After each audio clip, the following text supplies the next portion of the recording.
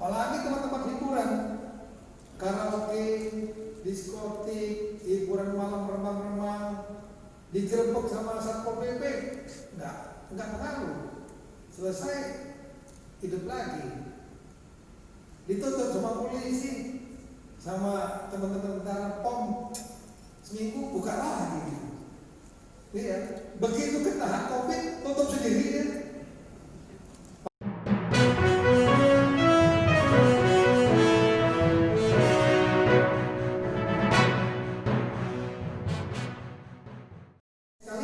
Lancar terus semua.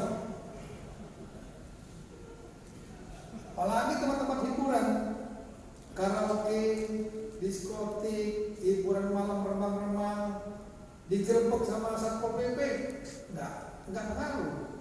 Selesai, hidup lagi. Dituntut sama polisi, sama teman-teman tentara POM, seminggu buka lagi. Iya, begitu kena COVID, tutup sendiri ya. Panti pijat segala macam. Siapa yang berani pijat sekarang? Ayo. Yang pijatnya atau COVID lagi nanti. Yang jelas sekarang ini semua jadi orang baik semua sementara. Iya. Semua jadi sayang sama istri, Bu Ketua. Semua jadi sayang anak. Itulah kebesaran Allah Subhanahu Wa Taala.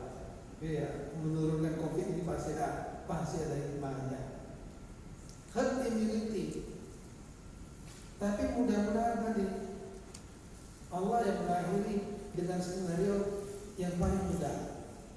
Dan ini pernah terjadi. Ada dua pandemi besar terjadi dalam sejarah manusia sebelum COVID-19 ini, yaitu namanya Black Death, Black Plague, kematian hitam, terjadi di benua Eropa abad 14 dan Asia Tengah. Hampir seperempat populasi Eropa meninggal karena bakteri yang ada di dalam urin tikus. Dia recover setelah hampir 200-300 tahun penduduknya. Yang kedua, gimana?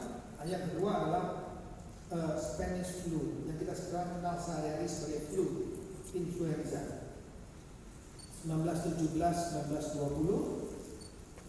Nah, pertanyaan terpentingnya, ini Spanish flu ini persis sekali dengan COVID, yaitu melalui sistem pernapasan. Nah, pertanyaan saya yang menarik, saya mencari dalam literatur. Kalau di Google juga bisa, sekarang pun bisa. Ketik aja dalam Google, how Spanish flu ends, misalnya gitu. How pandemic ends. Apa skenario bisa berakhirnya? Pertanyaan saya. Nah, menarik. Kasus Black Death ini terjadinya karena herd immunity. Jadi seperempat warga Eropa meninggal, yang semua tertular.